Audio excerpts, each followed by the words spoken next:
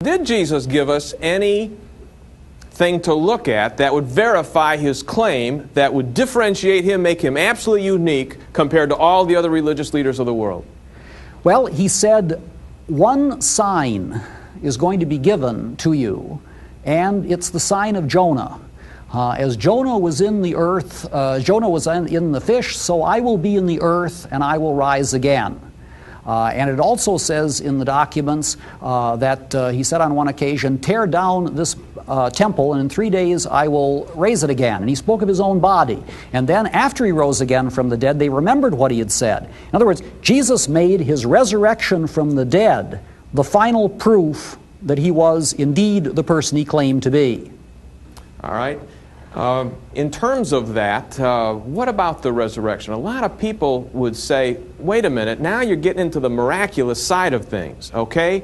And intellectually, Dr. Montgomery, I mean, we're people of the 20th century. We don't believe in fairy tales. We don't believe in miracles, okay? And I mean, didn't David Hume, didn't he knock that idea right out the window? I mean, when I was sitting in philosophy class, my professor went through that with me, and I mean, miracles can't happen. And here, all of a sudden, you're basing the whole story, when we get right down to it, on Jesus' claim to come forth from the dead. Now, what about Hume, and what about the philosophical arguments against miracles taking place in the 20th century? Hume's argument against the miraculous is a classic argument, and it ought to be presented to all first-year philosophy students.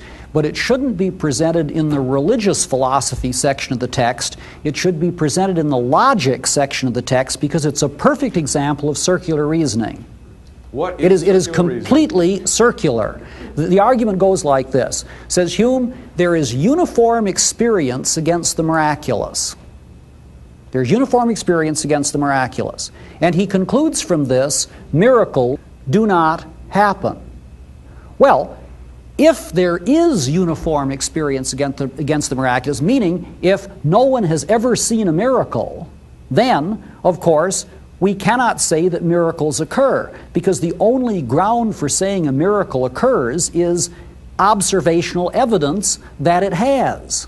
So, if there is no experience in favor of miracles, miracles haven't occurred. That, however, is the question, because the writers of the New Testament claim, for example, that Jesus did rise again from the dead, that he walked on water, that he healed people, and so on. These claims are there. The trouble with Hume and with many philosophers is that they think that they can sit in an armchair and pronounce upon what cannot happen in the universe. They must get off their derrière and get out and investigate to find out what is going on in the universe. Maybe they won't find anything, but they're never going to get their ultimate questions answered unless they're willing to investigate. You cannot deductively determine an issue like this. So people actually have to look at the evidence, and if the evidence is there, then you have an example that goes against the norm, and if it stands, it stands. And what you're saying is sure. People will not accept this because it's going against their presuppositions, or it might mess up their worldview. What would you say to people like that?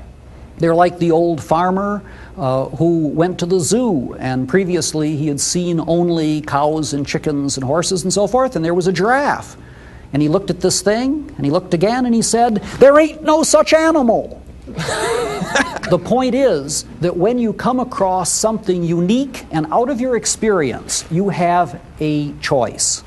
And the choice is either to stick your head in the sand and refuse to admit that it's there because it's more comfortable not to alter your worldview, or you enlarge your worldview to pick up the event.